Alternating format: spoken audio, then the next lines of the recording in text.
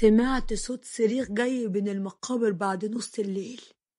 جريت أشوف في إيه، بس استغربت من اللي شفته قدام عيني. وحدوه، لا إله إلا الله. عاملين إيه يا أجمل متابعين؟ يا رب تكونوا كويسين. كل من عليها فان ومحدش يشيل هم لبكرة. تعال أحكي لكم قصة النهاردة اللي ما شفتش في حياتي زيها. في يوم كنت بلف في المقابر أطمن إن كل شيء تمام ومفيش حد غريب موجود. كانت الساعة 12 بالليل وسمعت خطوات لحد ماشي، ولما قربت منه عشان أشوف مين ملقتوش. كان راجل لابس جلابية وعمة مغطي بيها وشه، ولما معرفتش أمسكه رجعت تاني البيت. وبعد شوية سمعت صوت صريخ جاي من المقابر، ولما جريت أشوف في إيه لقيت واحدة نكشة شعرها وعمالة تقول كلام غريب، ولابسة لبس البيت، وكان معاها راجل واتنين ستات وعمالين يعيطوا عليها. قربت منهم وقلت للراجل اللي معاها: هو في ايه يا أستاذ؟ خير يا رب، هو انتم ليكم حد مدفون هنا قريب ولا ايه؟ لقيت الراجل قال لي: لا يا أستاذ، أنا مراتي مش عارف مالها، كل يوم تيجي هنا وتعمل اللي انت شايفه ده. لقيت واحدة من الستات قالت لي: يا أستاذ، أنا بقى حماتها، أنا مش عارفة مرات ابني حصل لها كده ليه، ده احنا دخنا بيها في كل المستشفيات، كل يوم تهرب على مكان شكل، والمرة دي جريت على هنا، وبقينا مش عارفين نروح فين ولا نيجي منين، أنا وأمها وابني الغلبان. بالله عليك، بالله عليك ما تعرفش شيخ يرقيها، دي عروسة ما بقالهاش شهرين. زعلت قوي على البنت، ولقيتها ابتدت تنهار أكتر، وأهلها أخدوها ومشيوا. والتاني يوم في نفس الميعاد بالليل وأنا بلف على المقابر سمعت نفس صوت الراجل أبو جلابية، وبرضه فلت مني. وبعد ساعتين لقيت نفس البنت هي وأهلها جايين ياخدوها، وتكرر الموضوع أكتر من يوم، وبقيت مش عارف السر ورا كل اللي بيحصل ده وحكاية البت دي. أنا متأكد إنها مأذية، بس مين اللي عمل فيها كده وإيه الحل؟ ورحت المكان اللي الراجل أبو جلابية كان فيه، ولقيت مكان حفر، ولما دورت لقيت عمل كان عبارة عن صورة عريس وعروسة، وهم نفس الشاب ومراته اللي بتيجي تصوت كل يوم، ومكتوب على صورة البنت قلق وهلاوس وعقم ومرض. قلبي اتاخد وزعلت قوي. ولقيت مارد طلع لي فجأة، ولقيته بيقول لي: فل عليك يا صاحبي، حضر نفسك بقى لأنك هتحلم النهاردة حلم غريب يا معلم. قلت له: لا بقى، أنا خلاص تعبت، هو كل واحد يتضايق من التاني يروح عامل له عمل وطالق عليه عفرتين 3 ينططوه؟ هي الناس دي مخهم فوت للدرجة دي؟ رد مرد وقال لي: عشان تعرف إننا متشحططين وراكم بسبب عدم سلكانكم يا بني الإنس. هلحق أطير أنا بقى عشان أشوف المدام، كانت طالبة مني ب5 جنيه فينو وب20 بسطرمة. ومشي مارد، وأنا روحت البيت ونمت. ولما نمت شفت فرح وناس كتير بترقص ومبسوطة، ولقيت عروسة قاعدة جنب عريسها وكانوا فرحانين جدا. ولقيت العروسة قالت: أنا أسعد واحدة في الدنيا النهاردة يا حبيبي، أخيرا اتجوزنا وبقينا مع بعض. رد عليها العريس وقال لها: لآخر يوم في عمري هفضل معاكي يا حبيبتي، ومفيش حد هيقدر يبعدنا عن بعض مهما كان هو مين. العريس اسمه عامر والعروسة اسمها غالية. لما فرحهم خلص سافروا شهر العسل، وهناك كانت غالية قاعدة سرحانة وعمالة تعيط. وعامر قرب منها وقال لها: قوليلي مالك يا غالية، في ايه يا حبيبتي؟ بقالنا يومين متجوزين وكل ما قرب منك تصوتي وتجري تحبسي نفسك في الحمام. قالت له: مش عارفة يا عامر، أنا مش طايقة نفسي ولا المكان، عشان خاطري يلا نرجع بيتنا يمكن أهدى شوية. ولما رجعوا على بيتهم الأمور ما هديتش، دي زادت أكتر.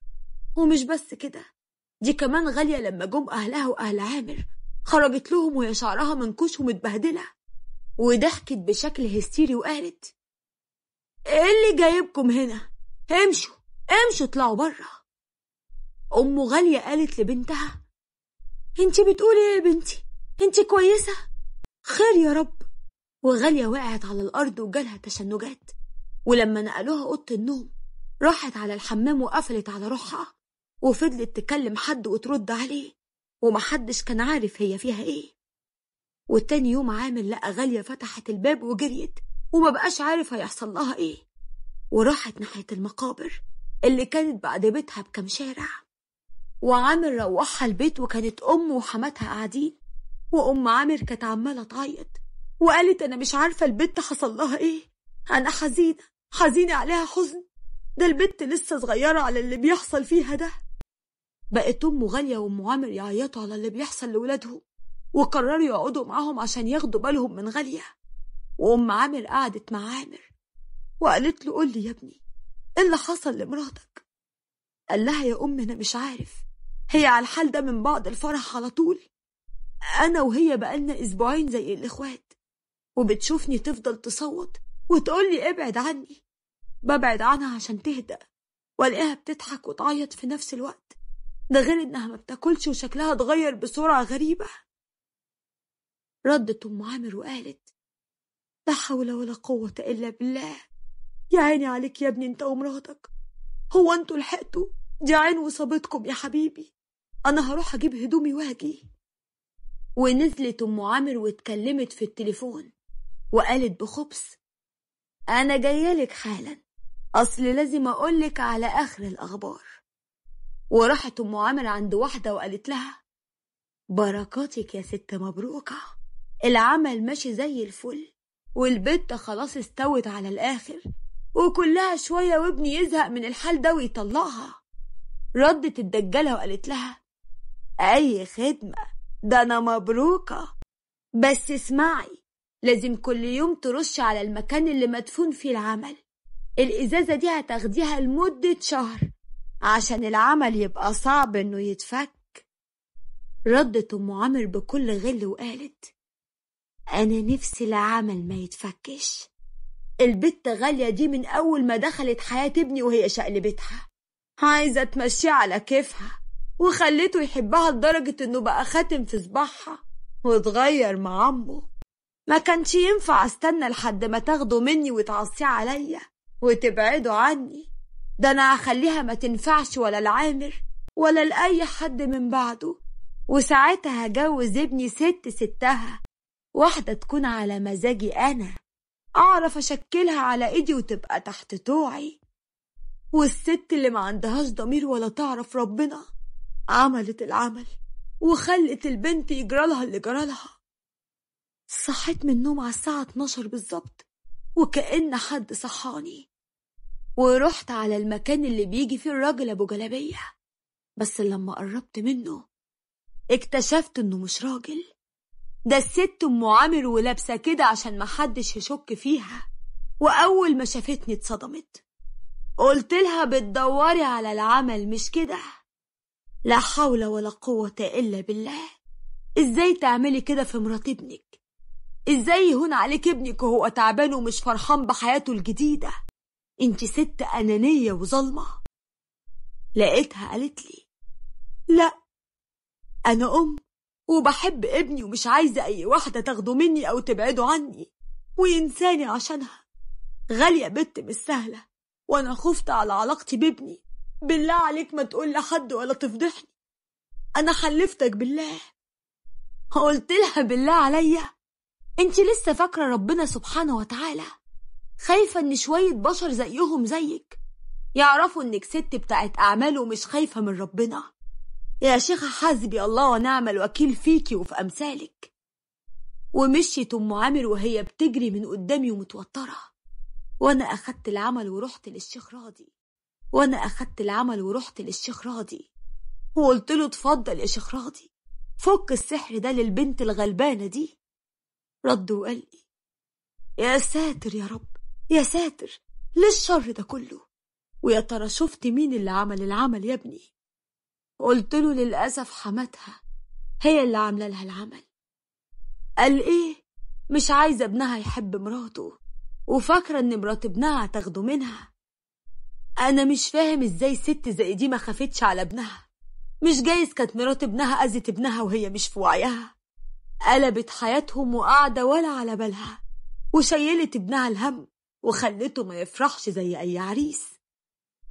رد الشيخ راضي وقال لي: يا ابني للأسف الكره والغيرة بيعموا الناس، وعدم الإيمان بيوصل الإنسان إنه يستعين بمخلوق وينسى الخالق والعياذ بالله.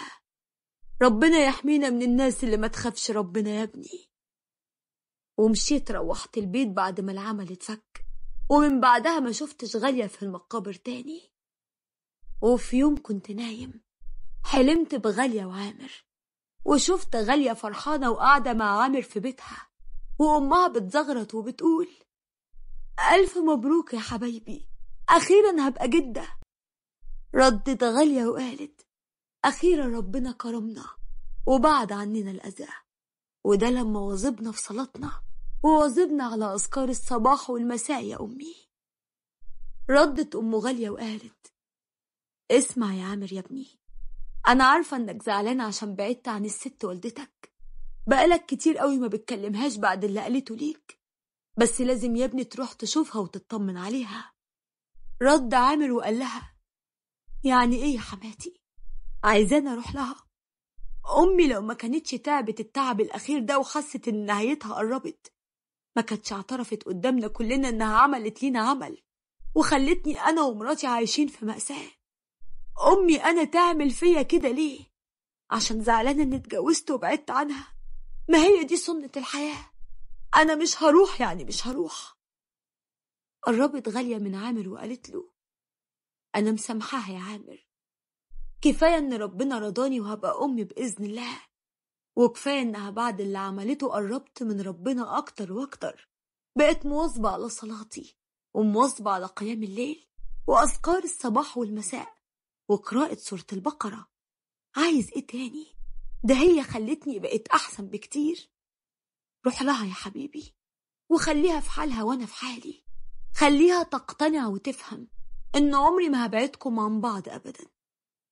وخلص الحلم وأنا سامع صوت مارد وهو بيقول لي: إيه يا عم، ناوي تفضل عايش مع غالية وعامل لحد ما عيالهم يتخرجوا من الجامعة وتحضر معاهم حفلة التخرج كمان؟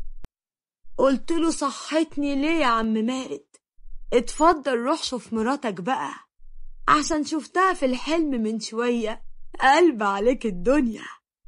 رد مارد وهو مرعوب وقال: يا نهار مش فايت، ده انا نسيت اجيب لها البسطرمة دي، مش هتسيبني في حالي يا عم. سلام يا صاحبي، انا ماشي، ولو غبت عليك ابقى اسأل عليا، احسن المدام عندي مسيطرة حبتين. فضلت اضحك وقمت اشوف شغلي وسط المقابر، وطول ما في شر في حكاية ورا كل عمل.